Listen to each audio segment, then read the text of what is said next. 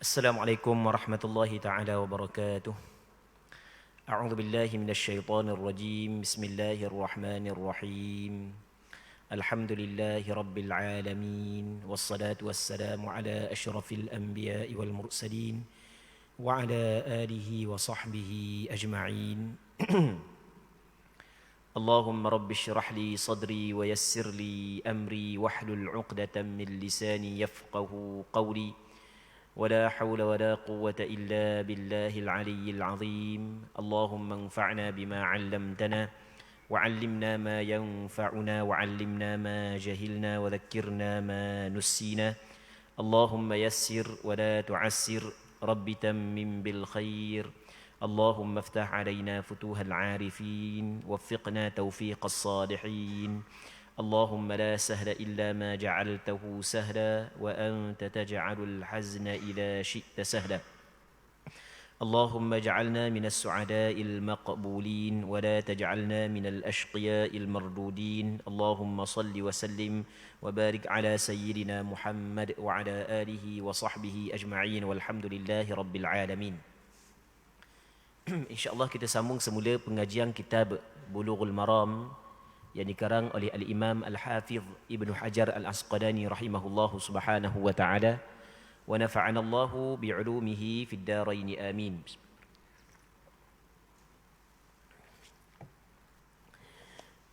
Jadi kita masih lagi dalam bab Al-Ariyah.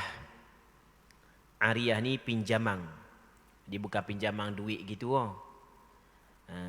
Dia maksud Ariyah ni dia lebih umum daripada pinjaman duit. Kita kalau pinjam duit kita kata hutang. Dimaksud pinjam ni adalah pinjam barang kadang kita pulangkan seperti apa yang kita pinjam. Contoh pinjam motor kejap, tu maksudnya al-ariyah. Baik. Tu maksud pinjaman. Jadi katanya an Samurah bin Jundub radhiyallahu anhu qala Rasulullah sallallahu alaihi wasallam 'ala al-yadi ma akhadhat hatta tu'addiyah rawahu Ahmad wal arba'ah wa sahahahu al-Hakim. Maksudnya daripada Samurah bin Jundub, seorang sahabat Rasulullah sallallahu alaihi wasallam, katanya Rasulullah sallallahu alaihi wasallam bersabda, pihak yang memegang suatu barang harus bertanggungjawab terhadap keutuhan barang yang dipegangnya sehingga mengembalikannya kepada pemiliknya. Hadis ini diriwayat oleh Imam Ahmad bin Hanbal dan 4 orang ulama hadis yang lain dan dinilai sahih oleh Imam Hakim An-Naisaburi. Muslimin muslimat yang dirahmati oleh Allah Subhanahu wa taala. Hadis ni tak silap ingat pada minggu lepas kita huraikan dah sikit dah. Tapi pada minggu ni kita nak uraikan sikit lagi. Di hadis ni maksud dia alal yad, asal perkataan yad makna tangan. Tapi maksud alal yad di sini maksudnya menjadi kewajipan kepada seseorang. Menjadi kewajipan kepada seorang apa hak yang diambil daripada orang untuk dipulangkan semula kepada tuangnya. Itu maksud daripada hadis ini. Jadi kalau kita pinjam barang orang, maka sampai masa kita kena pulang balik.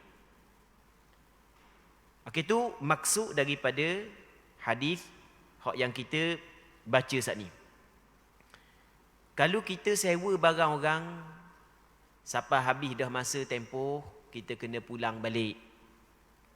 Mungkin kita sewa kereta ataupun sewa motor, dah kira lah macam-macam sewa lah boleh hak yang kita masuk dalam bab sewa ni. Sampai masa kita kena pulang balik. Dan perkataan ataupun hadis ini ulama fiqh menjadikan suatu kaedah yang dikenali sebagai kaedah fiqh, iaitu setiap orang yang mengambil barang orang maka wajib dia kena pulang semula. Sehingga kan orang hak yang curi barang orang, orang hak yang rapah barang orang, dia kena pulang semula. Andai kata barang hak yang dia curi, barang hak yang dia rapah, barang hak yang dia ambil barang orang punuh dah, maka wajib dia kena ganti berpandukan kepada hadis hak yang kita baca saat ni. Baik. Seterusnya kata dia, wa an Abi Hurairah radhiyallahu anhu qala, Qala Rasulullah sallallahu alaihi wasallam,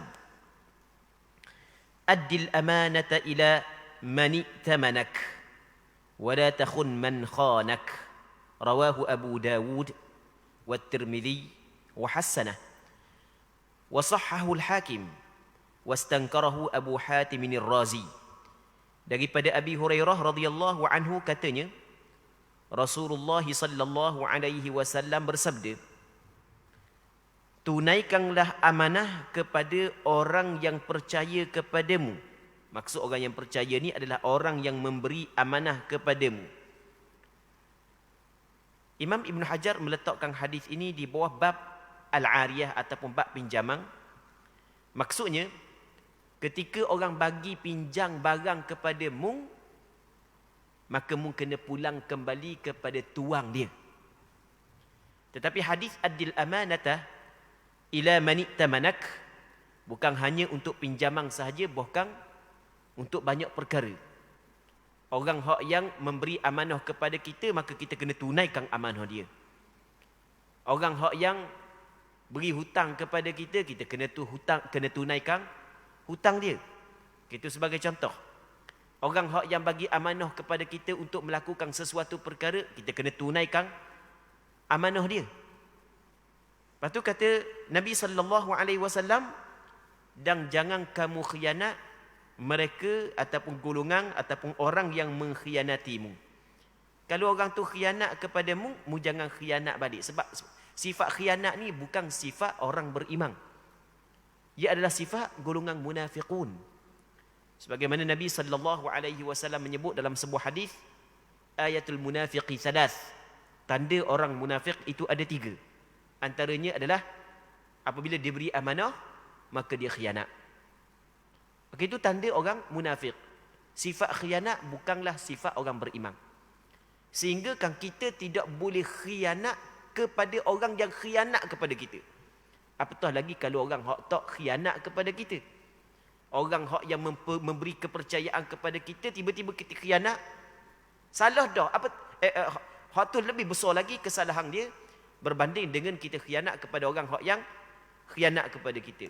Orang khianat kepada kita, tak boleh kita khianat kepada dia. Apatah lagi kalau orang tu tak khianat kepada kita, lebih lagi tidak boleh kita khianat kepada dia. Muslimin muslimat yang dirahmati oleh Allah Subhanahu wa taala.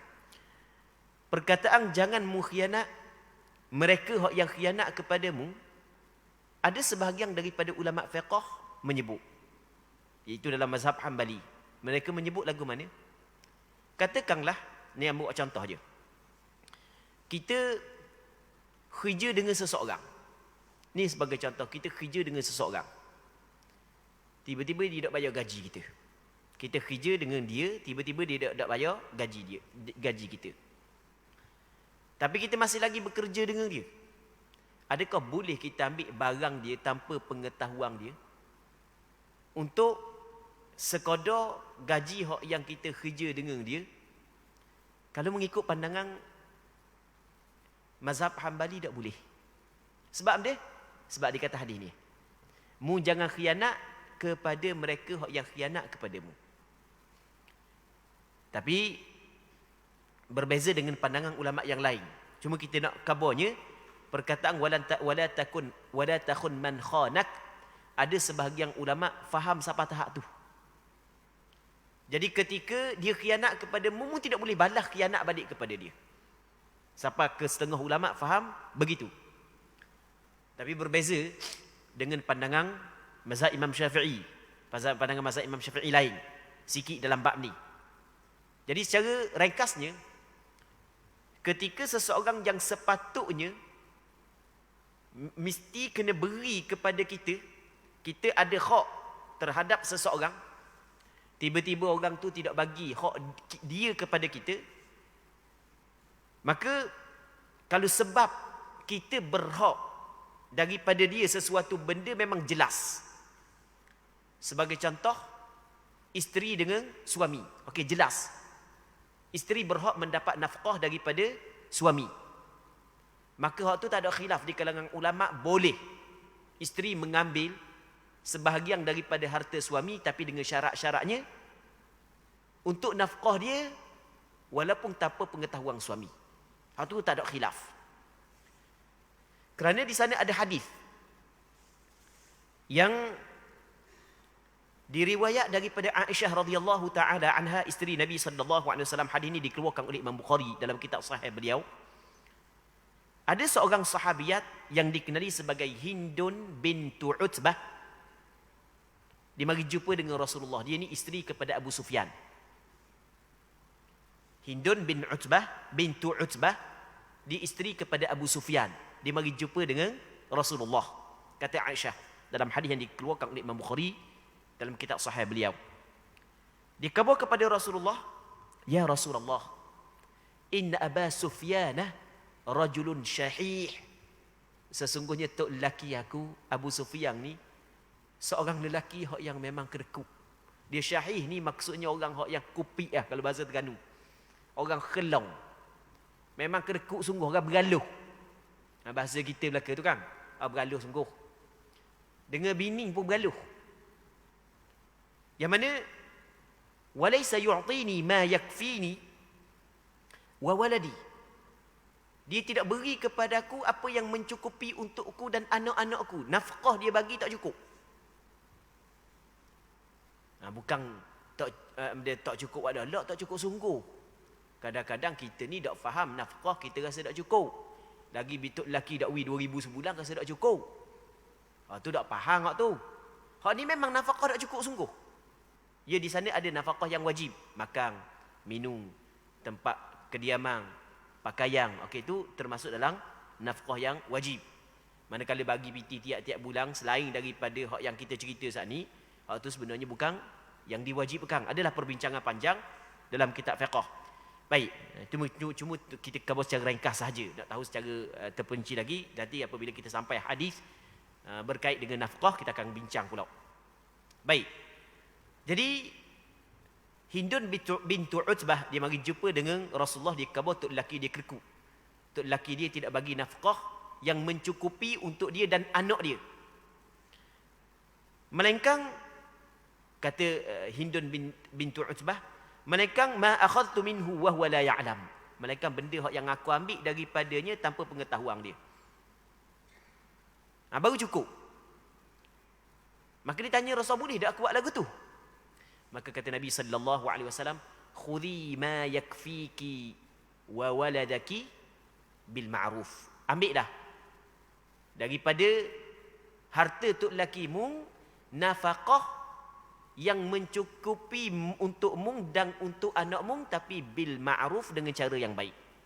Rasul tak buka seluas-luasnya. Mu nak ambil ikut dang, bukan ambil dengan cara yang baik. Ambil untuk keperluanmu sahaja.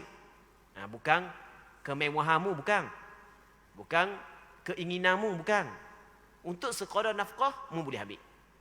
Maka sahabat, kata ulama, ketika ada satu pihak yang mana dia tidak menunaikan hak kita, sedangkan kita berhak daripada dia, benda tu zahir, sebagaimana nafkah suami kepada isteri, maka boleh si isteri mengambil daripada harta suami dia tanpa pengetahuan suami, tanpa ada khilaf di kalangan ulama.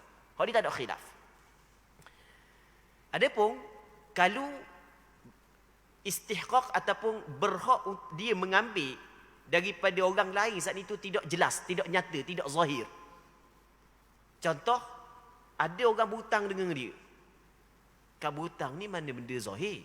Ada orang berhutang dengan dia, tiba-tiba orang tersebut menafikan, tak mau bayar. Boleh tak dia ambil mana-mana harta yang dimiliki oleh orang yang berhutang dengan dia untuk melunaskan hutang? Boleh ke tak? Baik.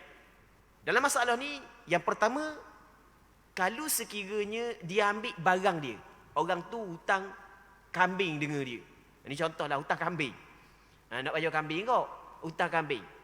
Dan dia dapati memang kambing dia dah hak situ. Hak ada tu memang kambing dia. Maka waktu tu tak ada masalah, boleh ambil barang dia. Barang dia, hak tu jelas, ni barang dia. Tapi kalau barang selain daripada barang dia, boleh tak nak ambil? Di sini berlaku khilaf di kalangan ulama. Sebagian ulama kata tak boleh. Sebab dia Sebab berpandukan kepada hadis ni. Sebagaimana yang kita cerita. Mu jangan khianat mereka yang khianat kepadamu. Tapi kalau sebahagian yang lain mengatakan boleh. Tapi ada syarat-syarat dia. Ada syarat-syarat dia. Ketika tidak ada saksi, antara syarat dia. Ketika tidak diketahui oleh hakim, itu antara syarat-syarat dia. Ini pandangan mazhab Imam Syafi'i. Okey, atas pandangan mazhab Imam Syafi'i, maksud wala takhun man khanak, mung jangan khianat mereka yang khianat kepadamu adalah ketika orang tu hutang dengan kita, dia tak mau bayar. Dan kita ada jumpa barang dia. Kita ambil barang dia. Kalau kita nak ambil hanya sekadar hutang kita sahaja. Tapi ada syarat-syarat dia lah. Tidak boleh kita ambil lebih daripada sekadar hutang. Kalau hutang kita dengan dia 300 riyal, barang dia saat itu 500, tak boleh. Kalau kita ambil lebih daripada hak yang kita berhak, maka kita telah khianat kepada orang hak yang khianat kepada kita. Ini di antara perkara hak yang pentinglah.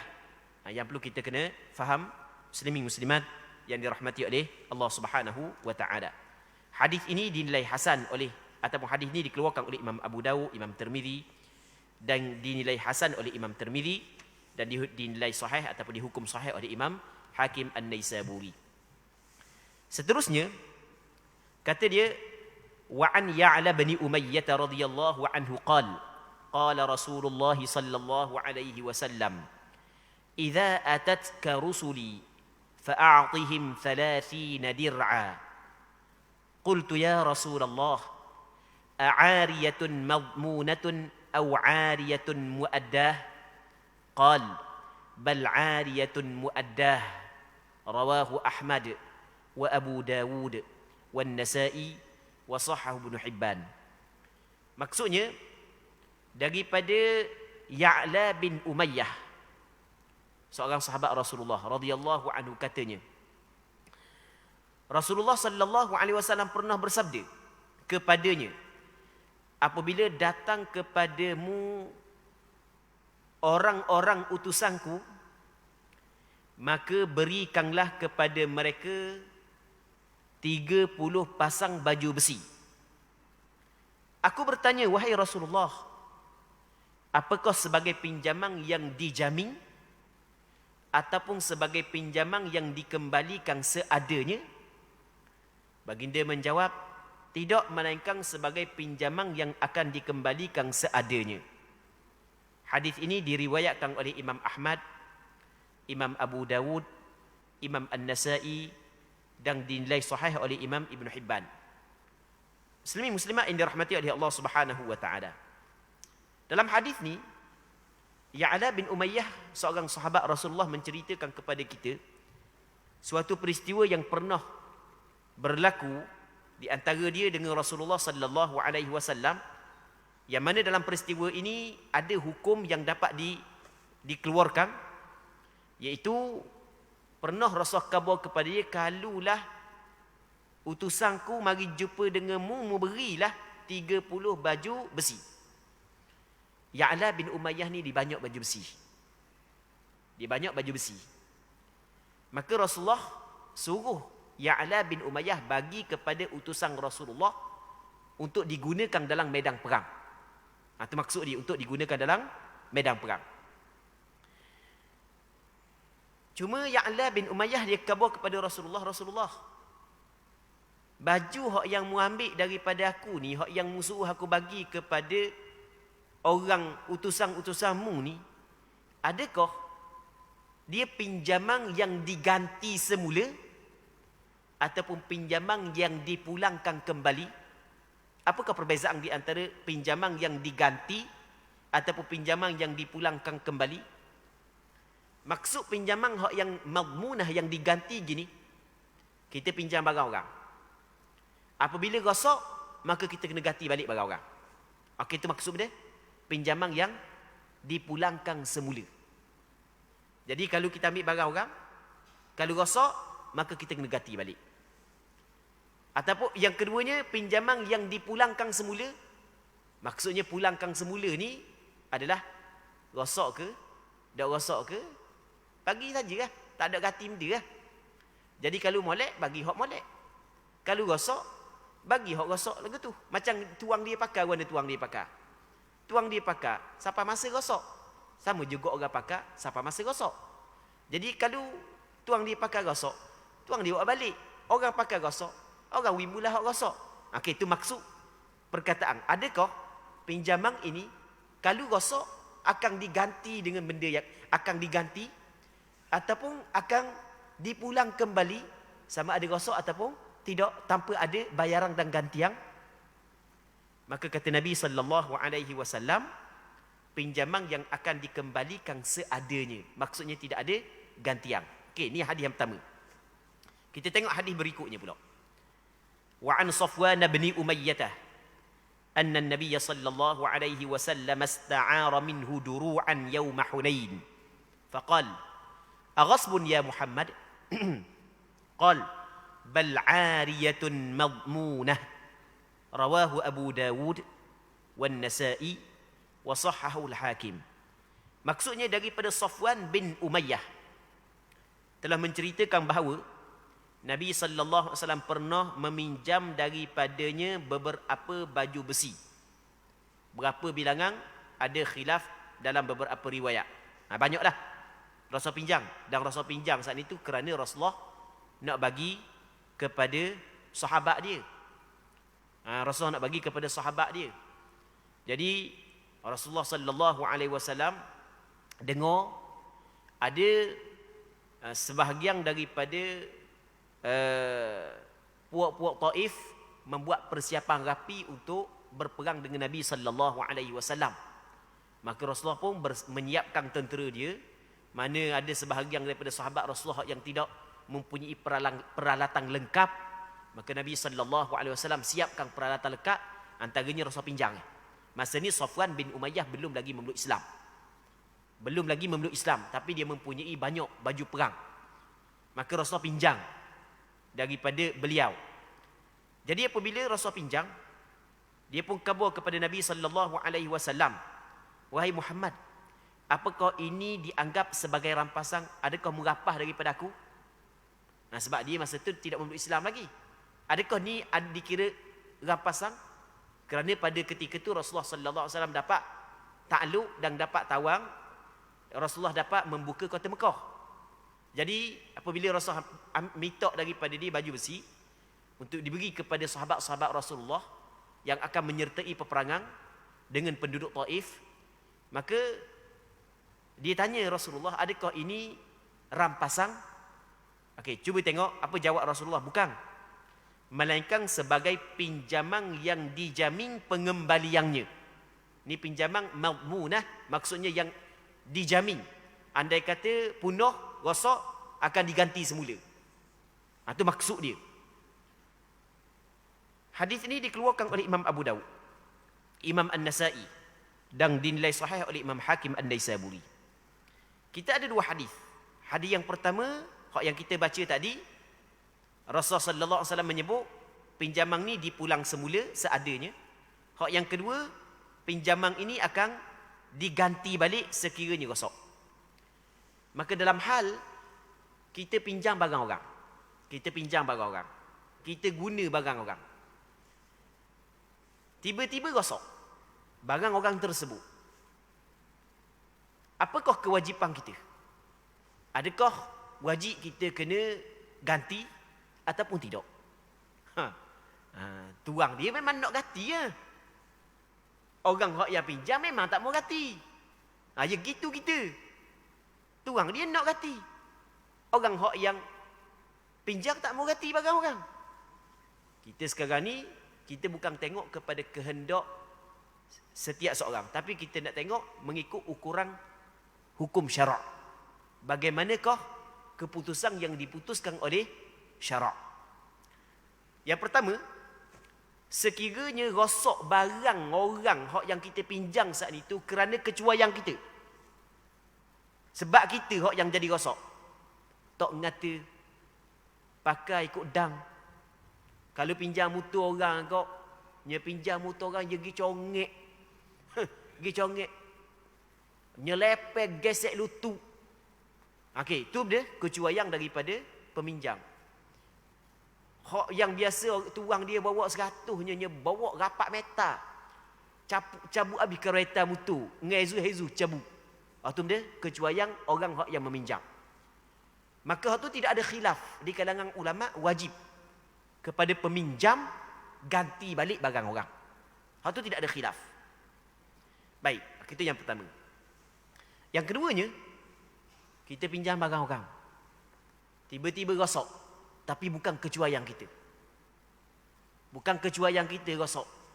Ya kadang-kadang berlaku gitu kan. Tuang dia bawa molek-molek, kita pinjam kejap aje. Kena masuk bengkel lalu pada. Bawa biasa je. Contoh, kereta, motor, handset, yang seumpamanya. Sekarang ni, bagaimanakah hukum? Adakah kita kena ganti ataupun tidak? Dalam masalah ni ulama berbeza pandangan. Ulama berbeza pandangan. Menurut pandangan mazhab Imam Syafi'i, sama juga pandangan mazhab Hambali, apabila barang yang dipinjam rosak, walaupun bukan kecuaian daripada peminjam, menjadi kewajipan kepada peminjam kena ganti semula. Sebab peminjam dipinjam barang orang untuk kegunaan diri dia. Dia lain daripada simpanan. Lain. Orang kata minta tolong pegang barang hamba, tolong sipang barang hamba, itu lain. Itu hukum dia lain. Kalau kita pinjam barang orang untuk kegunaan kita, tiba-tiba rosak, walaupun tidak ada kecuaian daripada kita, maka kita kena ganti semula. Melainkan kalau jelaslah kerosakan saat itu sebelum daripada kita pinjam. Sebelum daripada pinjam kita rosak. Tapi nak jadi masa kita pinjam. Kesang dia saat itu berlaku masa kita pinjam. Tapi rosak lama dah. Rosak lama dah. Itu lain.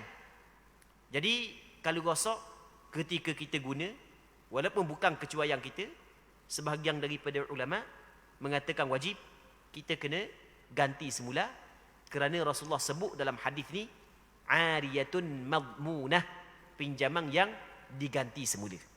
Baik. Seterusnya babul ghasb, bab pada menyatakan rampas.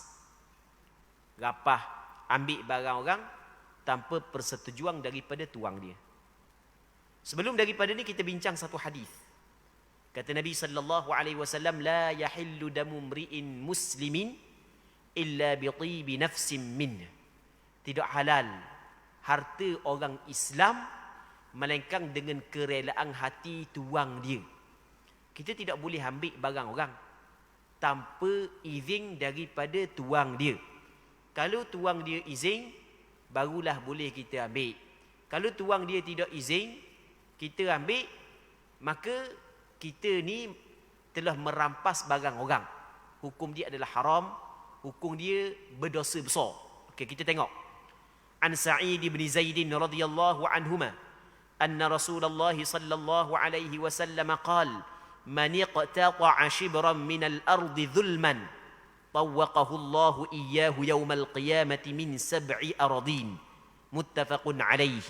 Maksudnya daripada Sa'id bin Zaid radhiyallahu anhu, katanya Nabi sallallahu alaihi wasallam pernah bersabda, barang siapa yang merampas tanah orang lain secara zalim, meskipun sedekah aje, tak banyak sedekah aje,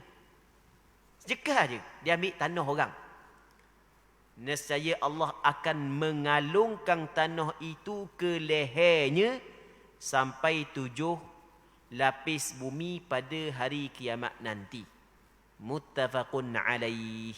Muttafaqun alaih ni maksudnya hadis ini sepakat Bukhari dan Muslim mengeluarkan di dalam kitab sahih bagi keduanya. Hadis ini diriwayat oleh Imam Bukhari, juga diriwayat oleh Imam Muslim dalam kitab sahih bagi keduanya. Allah. Itu berhati-hatilah orang yang bermudah-mudah mengambil tanah orang secara zalim. Ada orang yang jenis orang hanya akak batu, alih batu. Ada orang yang jenis tu, alih batu. Ada orang zalim dalam pembahagian harta pusaka. zalim dalam pembahagian harta pusaka, nyambil ke dia belaka harta pusaka. Ni banyak macam-macam kisah dalam masyarakat kita. Macam-macam kisah berlaku dalam masyarakat kita. Nasallallahu as-salamata wal afiyah. Muslimin muslimat yang dirahmati oleh Allah Subhanahu wa taala. Ambo malah nak ceritalah.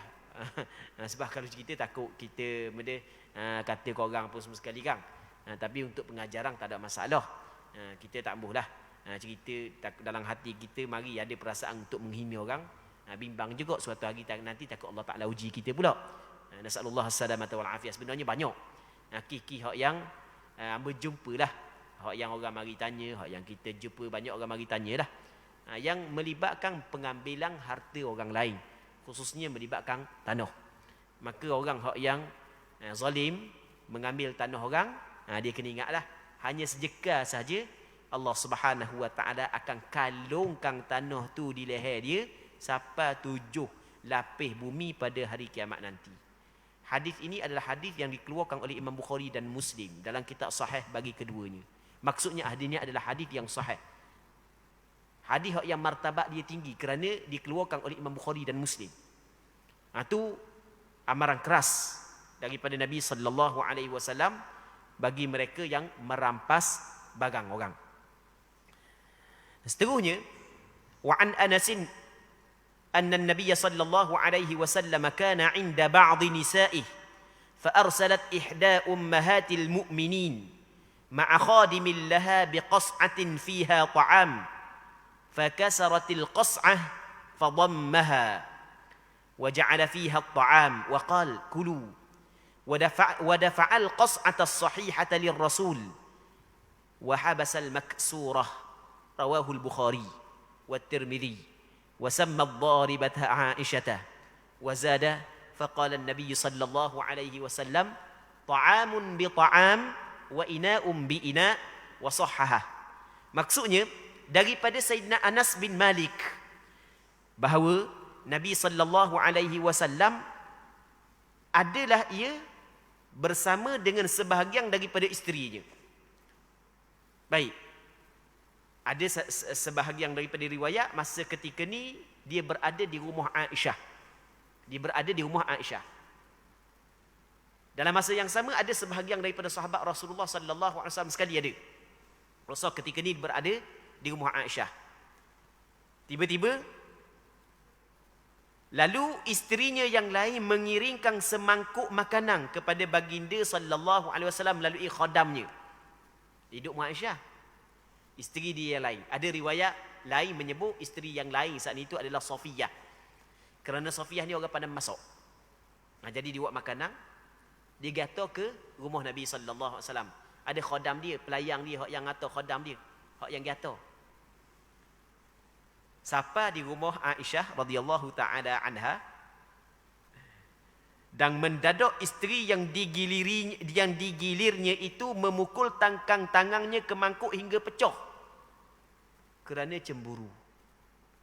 Dah giliran dia benda madu mari atas makanan rumah dia, marah kawan ni. Tu biasalah sifat cemburu ada pada orang puang tu biasa. Baik. Kita jangan pula dok kata orang puang hak yang menolak dimadukan dosa. Tak salah gitu. Perempuan hak yang menolak untuk dimadukan dia dosa, itu salah gitu. Memang orang puang sifat cemburu, tak ada orang puang hak yang nak dimadukan, tak ada. Okey, boleh faham kan? Cuma jangan tolak konsep poligami itu sendiri je. Jangan tolak. Sebab waktu memang disyariatkan dalam agama. Jadi kalau dia kata hamba tak tolak tapi jangan untuk lelaki hamba. Tak apa, tak ada masalah. Nama gitu. Nama tu. Orang puang lagu tu. Baik. Tak ada masalah lah. Lagi isteri Rasulullah sallallahu alaihi wasallam pun cemburu. Sehingga dalam hadis yang diriwayat, hadis yang lain kata Rasulullah, gharat ummukum. Ibu kamu cemburu Nya katok jatuh pinggang. Makuk saat ni jatuh, pecah makuk. Terabur makanan. Siapa? Isteri Nabi sallallahu alaihi wasallam. Jadi sifat cemburu bagi perempuan tu perkara normal lah. Baik. Perkara biasa. Katanya, lepas daripada tu, kemudian baginda sallallahu alaihi wasallam memungut makanan yang terjatuh. Rasulullah ambil makanan, tak marah Rasulullah.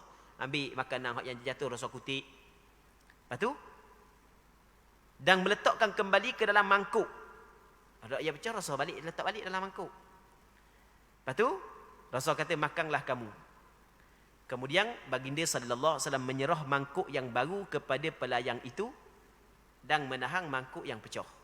Maksudnya dia, Rasul pun ambil daripada rumah Aisyah mangkuk yang tak pecah, bagi kepada khadang tersebut untuk dipulangkan kembali kepada hak yang mari atas makanan, dan hak yang pecah Rasul tak rumah dia. Benda hak yang kita dapat faham daripada hadis ni, hak yang kita dapat faham, apabila kita merosakkan barang orang, kita kena ganti. Apabila kita merosakkan barang orang, kita kena ganti. Baik. Jadi hak yang pecah ditinggal di dalam rumah Aisyah, ambil mangkuk daripada rumah Aisyah, diberikan kepada hak orang hak mari makanan, dipulangkan kepada rumah Safiyah radhiyallahu taala anhum jami'an.